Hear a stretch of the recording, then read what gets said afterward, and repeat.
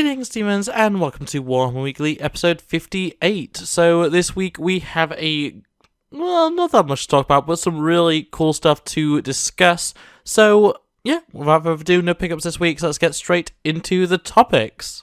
Not the leader of a cult, RabbitWithAxe. Now, before I want to get into all of the, Warhammer community news, I just want to quickly say I have already made a video on the current, kind of stupid, silly, whatever you want to call it, controversy around the Adeptus Custodes. I have made a separate video, so that'll be linked in the description below, as well as hopefully in a card if I remember.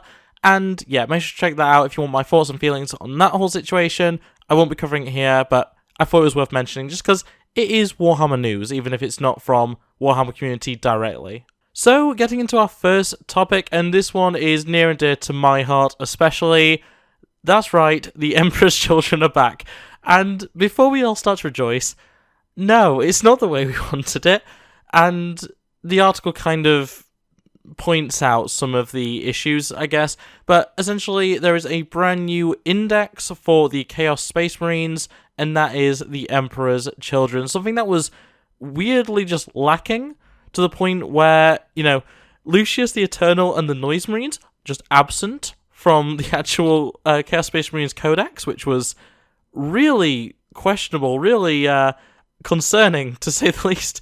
But, yeah, they are back now. They do have rules in 10th edition, which is very nice. It means I can actually run my run my Noise Marines again, which has been an issue. I hope that means it anyway, because with it being part of an index, it doesn't guarantee that there's actually going to be standard Chaos Space Marine rules for either of the two things that have been brought back, Lucius and the Noise Marines.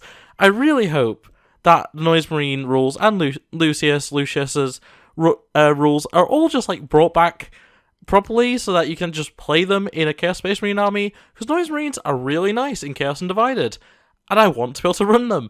But yeah, in any case, it at very least means I can just run Emperor's Children, which is nice. It means I can run, a good amount of the built Chaos Space Marines that I have are Noise Marines because I like them.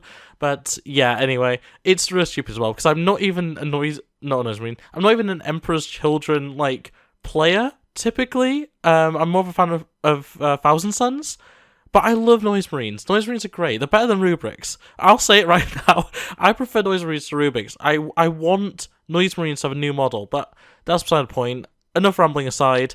They are back. And at the end of the article, it does have a few words to say about, imminent codex arrival and stuff like that. It's not happening. They've basically said it could happen, but it's way off. It's far in the future, if it happens at all.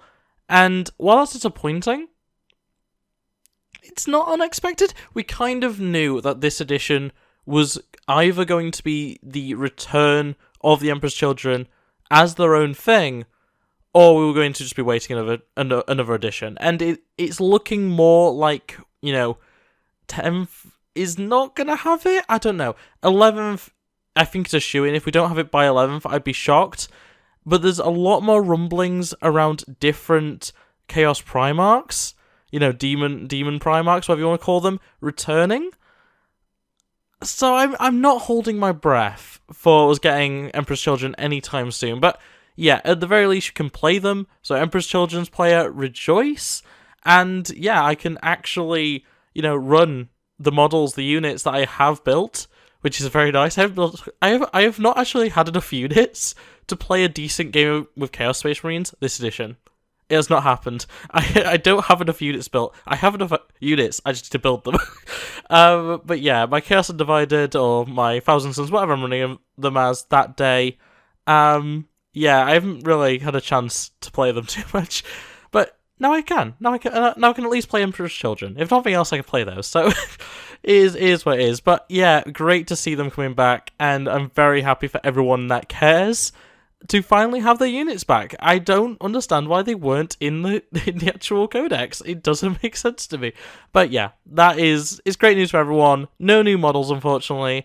But hey, we'll have to just deal with our 20-year-old Noise Marines and the Lucius the Eternal that looks like an absolute mess, but we love him still. We love him still. So moving over to Necromunda, we have 2 new models for that game with the Proxy and Fixer. And these guys look cool. I quite like them as new models. Love to see it. And yeah, I don't have too much to say about them. The Fixer is very much like a rogue trader type. You could definitely run him as such, or have him as a stand-in for such a role.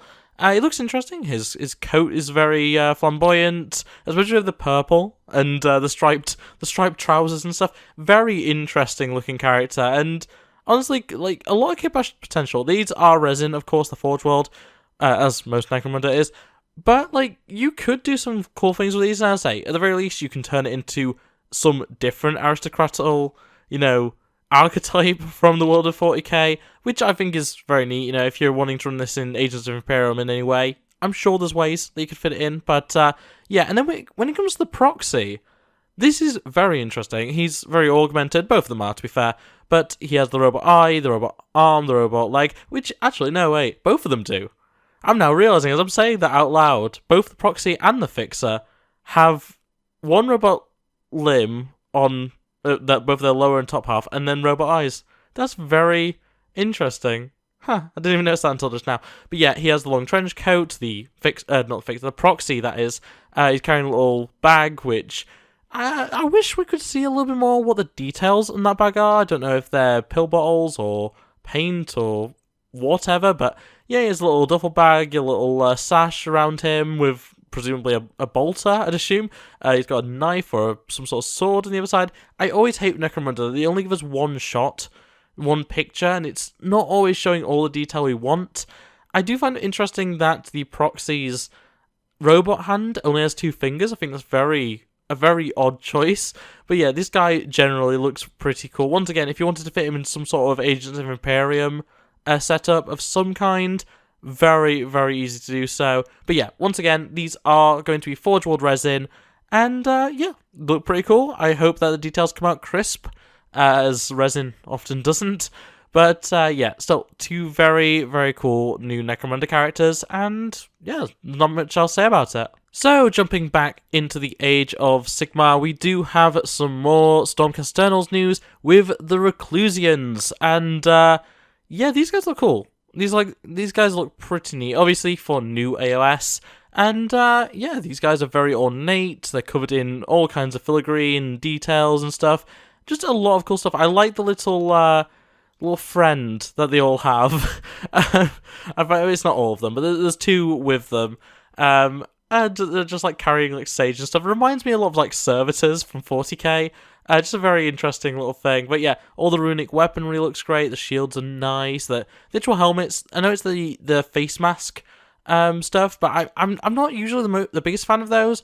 These look cool. I think it works with how ridiculous their armor is and all the other details and stuff around them. Just very cool stuff. And yeah, definitely some nice new additions to Stormcast. I'm a fan. I like these.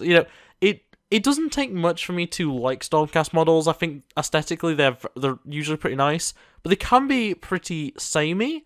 I think these avoid it. I think these look different enough, and I think yeah, especially if you are painting them silver, it's not the most common color. Especially silver with the blue, I think looks really good compared to. I feel like a lot of people go with the gold and red, or the gold and blue. It's just having that majority armor color be silver or grey or some sort of gunmetal really makes the rest of it kind of pop more, especially because you kind of want to hide away some of the armor, you know what I mean? Especially when there's that much detail, you kind of want to hide the simplicity so that you can make the complexity pop. I don't know, that might just be me.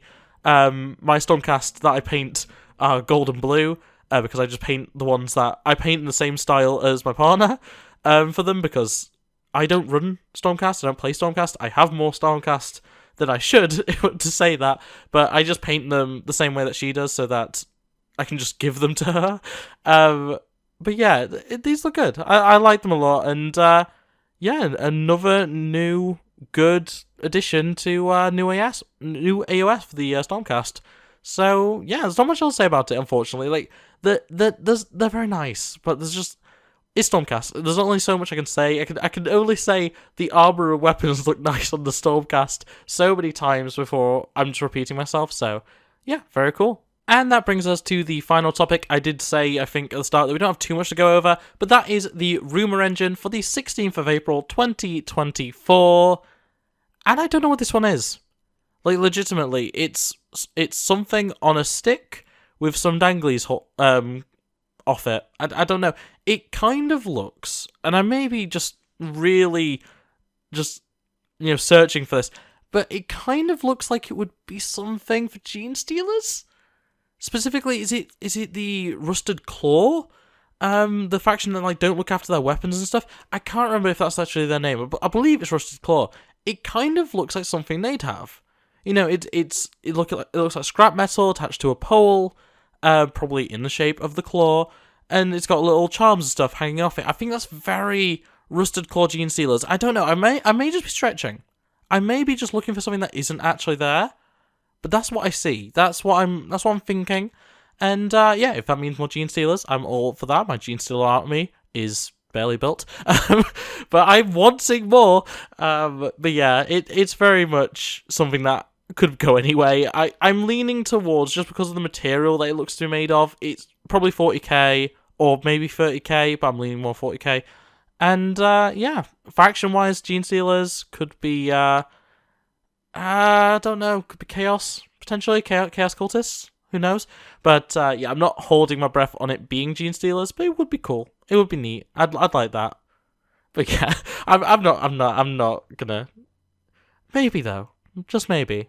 But on that note, that is going to be it for this episode. So, yeah, a relatively short one, though. I think this is about in line with the last few episodes.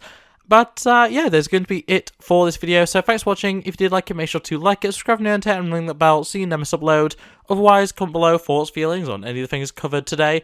And also check the description as well as the end card, which I should hopefully change to be the correct video, for the video about the Wokehammer controversy, the thing about the Custodes people got a bit riled up about. That I did, I think it went up yesterday. Check that out. And, otherwise, I'll see you next time. Bye.